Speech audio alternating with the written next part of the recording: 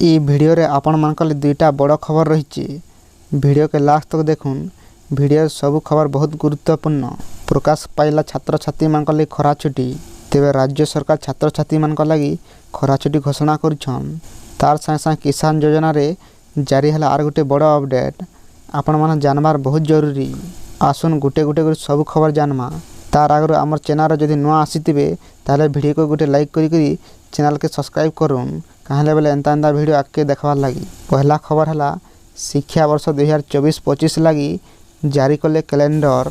प्राथमिक और माध्यमिक शिक्षा लगी शिक्षा कैलेंडर प्रकाश पाई। तेबे एई वर्ष मे 6 तारिख रु आरंभ होगा खरा छुट्टी। जून 17 तारिख तक स्कूल रे खरा छुट्टी लगी शिक्षा कैलेंडर पालन लगी सब जिला अधिकारी मानक निर्देश देछन ओडिशा सरकार। तार संग संग राज्य रे प्रबल खरा जोगु स्कूल मन के सकालुआ पढ़ा आरंभ होबार के जाउछि। एप्रिल 2 तारिख रु सकालुआ स्कूल पढ़ा आरंभ हेबो। प्रथम श्रेणी 10वीं श्रेणी तक पिला मानक लई सकालुआ स्कूल आरंभ हेबो।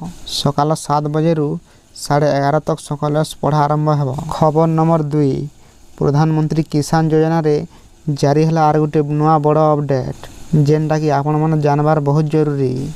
आपण माने जानिथिबे किछि दिन आगरु केंद्र सरकार किसान योजना अधीन रे 2000 टंका समस्त को पठेछन। जदि आपण माने किसान टंका नहीं पाइबार ताले आपण माने ऑनलाइन रे आवेदन करि पारबे। काहले बेले आके जेन पीएम किसान रो 7 नंबर किस्ती टंका आसबार के जाउछि आपण माने भी पाई पारबे।